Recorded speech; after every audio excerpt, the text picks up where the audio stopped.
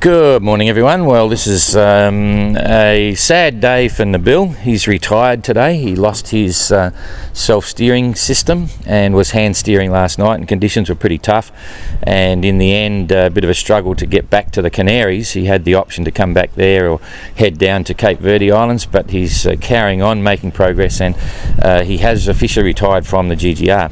So there's been lots of questions and comments on Facebook about Windvane self-steering systems, and a lot of people don't understand how they work or what they do.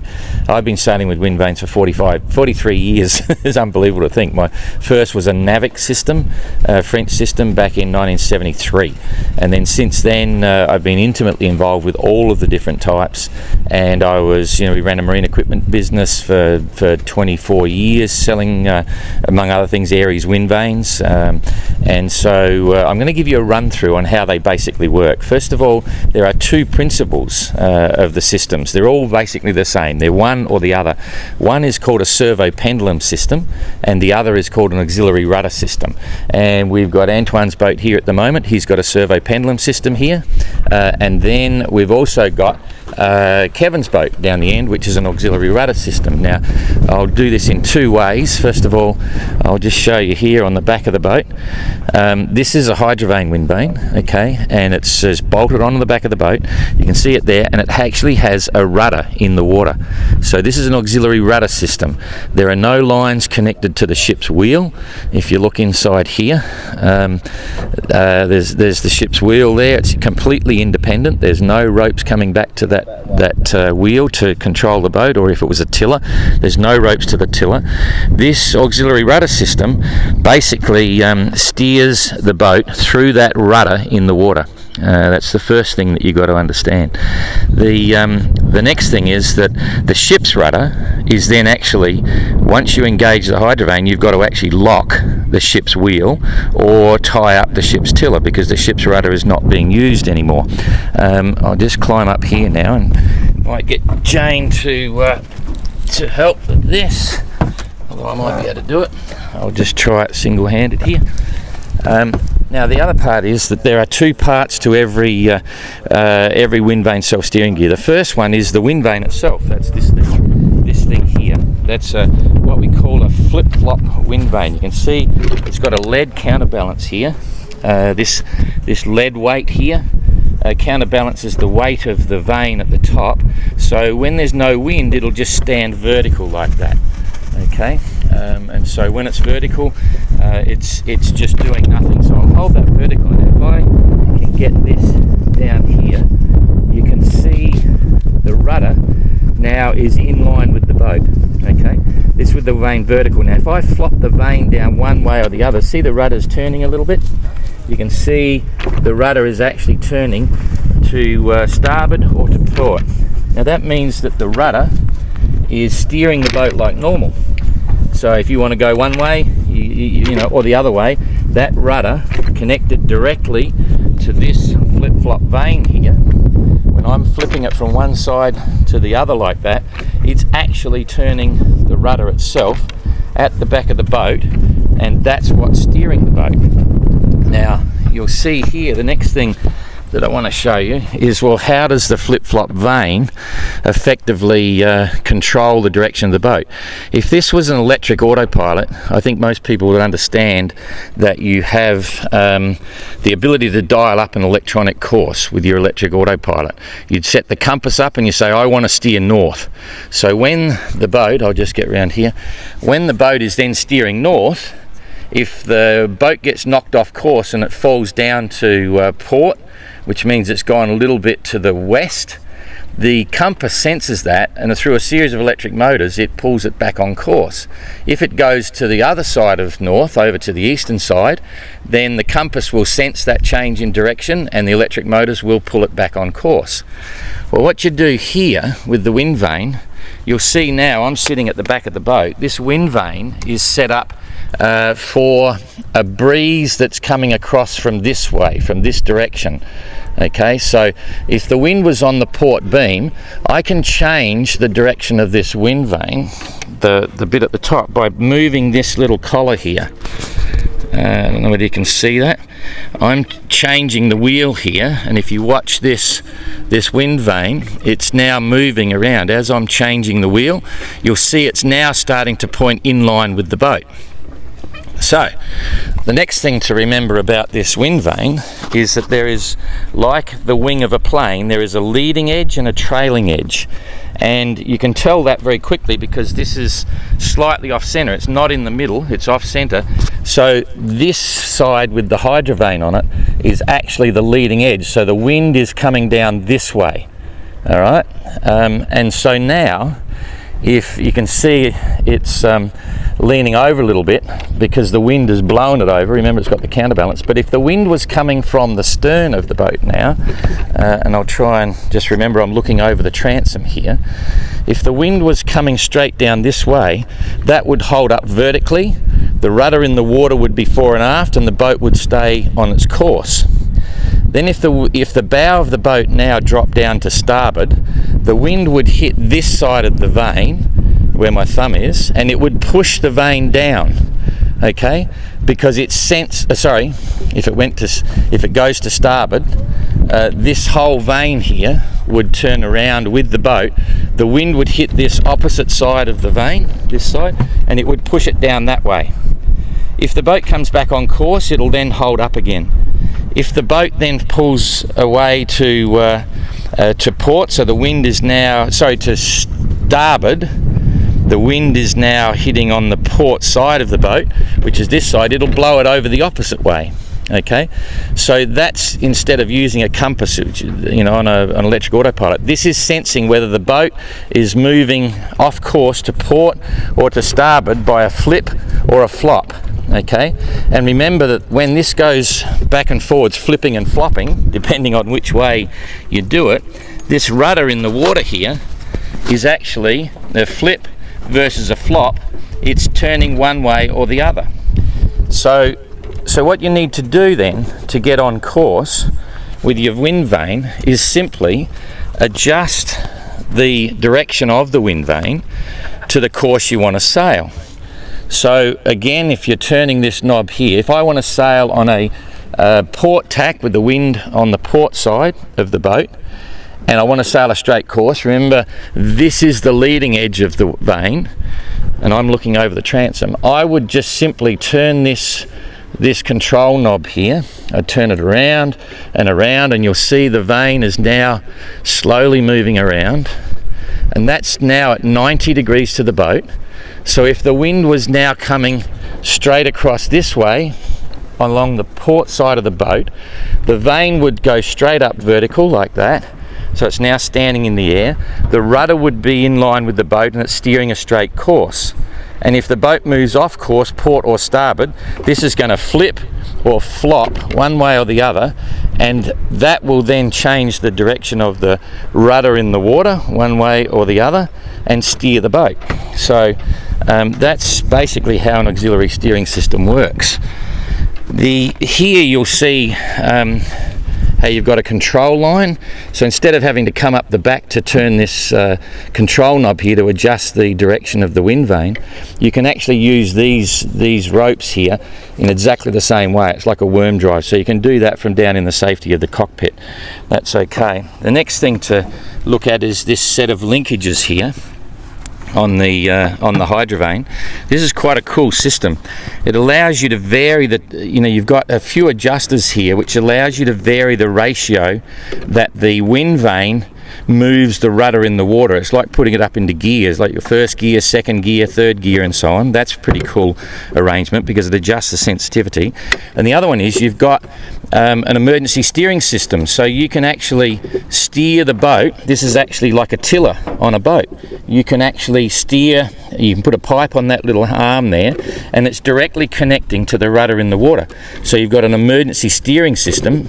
If your main ship's rudder or the steering system fails, this will actually steer the boat.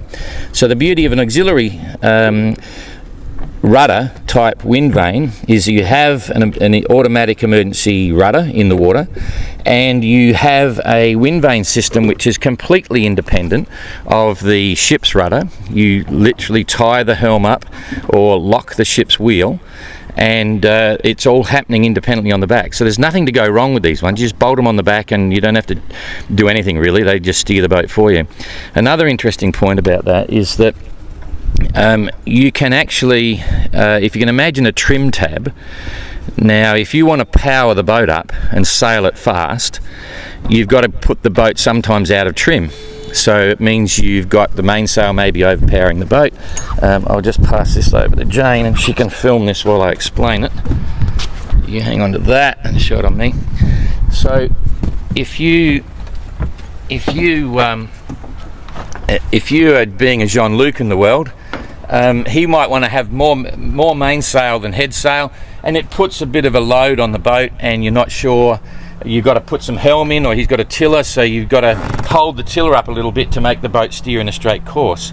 You can actually do that before you engage the Hydrovane. So you can power the boat up to sail fast, and if it means that the ship's tiller is 15 degrees to starboard, you can tie the tiller off to starboard, acting like a trim tab, and then engage the main rudder at the back. And it takes a bit of the pressure off the wind vane, because the overloading of the boat is taken up by the helm being a little bit further to starboard, say, and then it's going straight course, so you're going fast. And then you've actually got the auxiliary system, trim tab system, auxiliary rudder, wind vane system, steering the boat from there. So it's a really strong unit, just bolts on the back, incredible mounts and so on. So that's an auxiliary rudder wind vane system. Now I'll go over and try and explain a servo-pendulum. And just before I do, I'll just explain once again this whole principle. I'll get you to hold the mic, Jane, of how the flip-flop works. Because right at the moment, the wind is coming straight down the bow of Kevin's boat. Okay, so imagine this is the flip-flop vane, the top. And remember, if I put the vane now, you can move it around like that, and say my thumb is the leading edge of this vane. If I turn it around so that it's coming straight down the boat like that, the vane will be vertical. It's got the counterweight. Now if this is the boat and I go slightly off course, see the wind is now in the palm of my hand, so that would flop back that way. Okay, and then if I come back on course, as I'm coming back on course, this would come upright again, and the wind's now going either side. If I go off course the other way, it's going to flip back because the wind's now on the backhand of my hand. So that's the basic principle of how all wind vanes use a horizontal axis flip-flop vane to sense the direction they want to go in. Now if I want to alter my course, this is going to windward, if I want to make it a beam reach, okay, with the wind on the port side here, so I want to sail with the wind exactly at 90 degrees to my port side, I would just go click, click, click, click, click, click, click, click, click, like that. Now this is the leading edge of the vane. It's at 90 degrees to the boat, and the winds, so the boat would now alter course, right? So I'm now sailing with the wind in my back at 90 degrees like that, and the rudder is amidships and it's sailing the course. Okay, so if the boat then goes off course downwind, the wind's on the back of the vane and it's going to go this way. So the rudder would turn and pull me back on course. When I'm back on course, the vane would stand upright again. If it goes off course the other way, the wind is on this side on the palm of my hand and it's going to fall back the other way. So that's the common principle of the flip-flop vanes. Okay, so we'll look at that. So this is a servo-pendulum system. And the most common type of wind vane steering gear. Okay, that's the first part. I'll go into the technicals in a minute. The difference here is that the part that's in the water doesn't actually steer the boat. It's not a rudder in the water. This just look at me first. No, look at me. I'm explaining the general principle. Okay. And so this is a wind pilot. It's similar to the Aries, it's similar to the Monitor, it's similar to the Fleming wind vane. They're all using the same principle of what we call a servo-pendulum rudder. And the principle is completely different because, as I say, this rudder in the water does not steer the boat. What it does is it actually steers through the ship's rudder. Now I'll just take this from Jane and show you a big difference. The first one is that you will see, if you've got a wheel, you've got a wheel drum there. See that drum in the middle of the wheel with the yellow ropes on it? And so this has got ropes going over to the side of the boat there, and it comes across here to the back of the boat, down through the system, and you will see those ropes. That red rope is connected there on either side of the boat, okay, either side of the wind vane rather. So these ropes are going to, when the wind vane's operational, they're actually going to turn the ship's wheel. Alright, so the other thing is, if you didn't have a wheel and you had a tiller, you would still have the same ropes, but those ropes would come from port and starboard to the tiller, and they will move the tiller from one side to the other as the ropes are pulled. So one rope will be pulled in and the other rope will be let out. So the first principle is that the servo-pendulum system is steering the boat through the ship's rudder. Now, how does that work? Well, you all know what this thing here is. This is a flip-flop wind vane. This is the flip-flop vane, the same as, just loosen this off a bit, the same as the Hydrovane. It flips one way or flops the other. Okay, and again, it's what we call a horizontal axis vane. The pivot point goes through here. It has a lead counterweight here to compensate for the weight of the vane, so that when it's in neutral, when it's vertical, it wants to stand up by itself. And again, if the wind's on one side, it flips or it flops, depending on what happens. Now, the next thing I want to show you, low battery, I better keep going, is that when that flip-flop vane goes, right, if I look here, you'll still see it's turning this little rudder here in the water, but it's not a rudder, that's just a blade. You'll see when it flips or flops, it goes one way or the other. All right, now I'll get Jane to hold the camera here. Now what happens is, you got to remember now, this one is not fixed. This blade can actually move to left or right, so it's not trying to steer the boat. But you can imagine what happens here when that blade turns like that. The water on it, the water pressure as it's sliding past that rudder, is going to want to make it pivot up to the surface like that. If it turns one way, or if it turns the other way, it's going to pivot up to the surface the opposite way. Now that's what we call a pendulum. That's where it's swinging from one side to the other, just like the pendulum in a clock. And so when that pivots, if you then look at what happens to these ropes here, this is the tiller arm of the pendulum rudder. See, it's pulling one rope in and it's letting the other rope out, right? So you can see as this is going from side to side, that rope is getting pulled one way to the other, all right? And it's the power of the water which is actually driving and pulling those ropes. It's pulling it in, pulling one side in, letting one side out. So this is flip-flop vane, okay, that turns the servo rudder in the water. It turns it like this. And as that servo rudder is going through, when it goes this way, it pulls the blade to the surface that way. And as you're coming back on course, it'll go down. When you go off course and it flops the vane, it'll turn it the other way. The water follows this blade and it starts to come up to the surface on the other side. So that's the pendulum, servo-pendulum system. It's got the flip-flop vane, turns the paddle in the water, but that's not steering the boat, it's just coming to the surface, pulling the ropes and steering the boat through the main ship's rudder. That's really about it. I hope that makes sense. So remember the two principles. The flip-flop vane, it's pretty easy to understand. As the boat's moving, it's going to go this way or that way. That's like the compass on electric autopilot. In a servo-pendulum system, it's the power of the servo blade going left to right that's pulling ropes and moving the ship's rudder. Or with a auxiliary rudder system, okay, the rudder is a lot bigger and it's bolted in position, and it's the rudder that's actually steering the boat. Still using exactly the same flip-flop to sense whether it's on course and off course. And again, with these ones, this is the little adjuster there. You can adjust the course of the wind vane just by changing this knob here, and you'll see that the flip-flop vane at the top here is moving around to a beam reach, or you can put it wherever you like. So the reality is that they're all proprietary systems. There's no doubt that the Wind Pilot is steering a lot of boats around the world. The same with the Hydrovane. I've never met anyone with a Hydrovane that's not happy with them. They're very simple. They just bolt on the back of the boat, and it's a rudder system. They're really foolproof, and they've got some interesting advantages.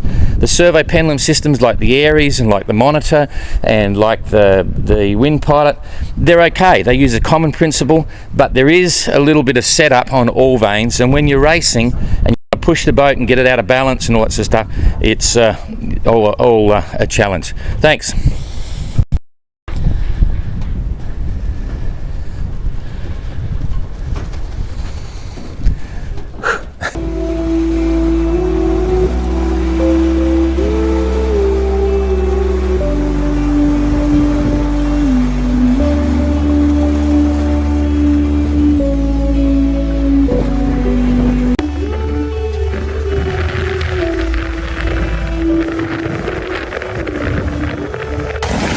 Okay, a bit of action on the Hydrovane. You've got the flip-flop vane. When that goes from one side to the other, you've got the gearbox here. I'm hoping you'll be able to see all this to see what happens, how the action takes place. So as that flip-flop goes, it pushes up and down that rod in the back corner there. And as that rod in the back corner is moving up and down, right, it's actually twisting the main steering shaft. Those two stainless steel bars with the finger pointed between. So you can see the rocking here, the rocking motion as it's coming off course and so on. Sure, it's all great. It's a very good day for the light, but anyway. So you can see this is the control knob. You can see that's going up and down, and you can change the gears. You pull that out and slide it from one hole to the next. It increases the movement of those two stainless steel bars sticking up from the shaft. You can see the rudder starting to turn. This black bit here is actually a tiller stump. You can put a bilge pump handle in there and steer the rudder. So as that's moving, it's actually moving the rudder in the water here. So the flip-flop action turns the rudder to port and starboard, and that rudder is actually steering the boat. But I don't know whether that's going to be clear enough for you to see how I'm waiting for the boat to come off course now to actually show you the action. You can see it's moving a little bit. Might make a better day. As this goes up and down, then it's moving the finger there on those two bars. Here we've got surge and insert. Might be able to see the action. I hope so. It's grey in there, everything's grey. There we go. So that's the vane at the top, flipping and flopping. And actually just moving it. I'll do it static on the Marina as well later on. And you'll be able to see how that actually transitions through. I'll do a full explanation, but this is the at-sea real-world situation with flip-flop happening here. Going back and forwards. You'll see it's got a bar inside there that goes down to the box. Just moves that frame up and down. At the bottom of the two stainless steel bars, it actually moves the rudder shaft. That black handle is a tiller stump. Steer by hand if you do. That makes sense. I'll come back for a perspective and see if you can get the big picture here. Okay, well, let us sit down. We're slewing around a bit here.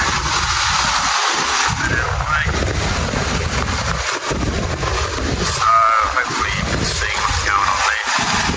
Pretty quite boisterous, about 20, 25 at the moment, about a 2.5, 3 metre sea. Occasionally we just had a current, pain in the arse, head current. So the waves have been quite steep and only just enough room for us to fit between two.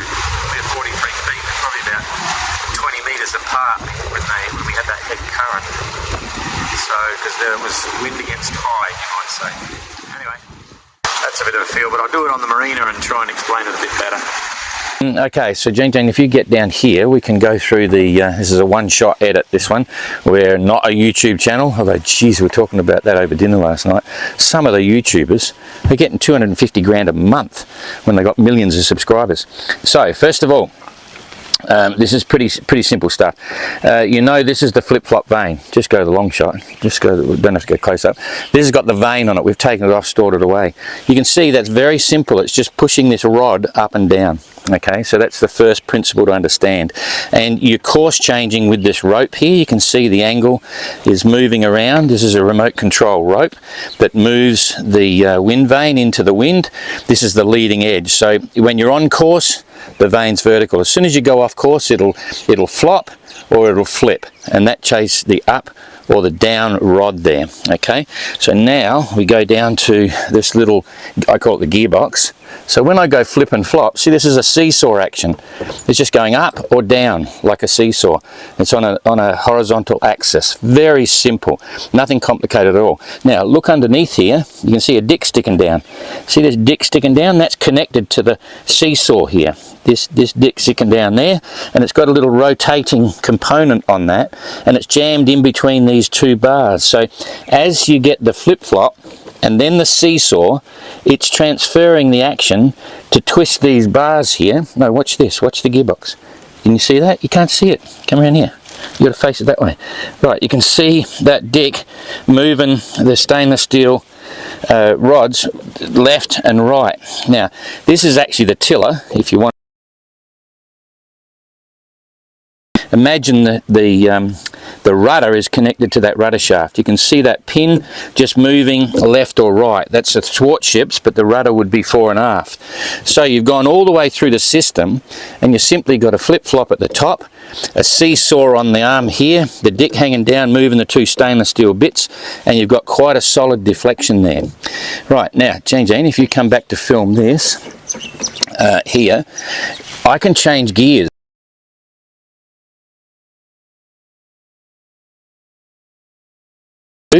That's position 3, and that's position 4, right over to the side. Now, if you go down here to show the dick, get down and show the dick, Gene, you can see what that's doing. If I'm moving that from left to right, I'm changing the position of the dick to be right up against and directly above the rudder shaft, or it's furthest away. Okay, so now when it's furthest away, for a given, keep watching this. For a given flip-flop, that's maximum deflection, you can see this is hardly moving because it's right at the end. So that's position 1, and now look at the rudder. Look at the rudder pin there. When it's furthest across, you're getting very little deflection of the rudder, right? So that's low gear. Well, I call it low gear. That's position 1. Now, if I put it on position 3, right, you can see the position of the dicks come a little bit further down, okay, and you're getting much more deflection of the rudder. If you can see that, it's turning the thing maximum deflection, about 30 degrees or something. You can see it on the pin. So that's the adjustment to tell you how much rudder input you're going to get, and you've got 3 positions. 1, 2, there's 2.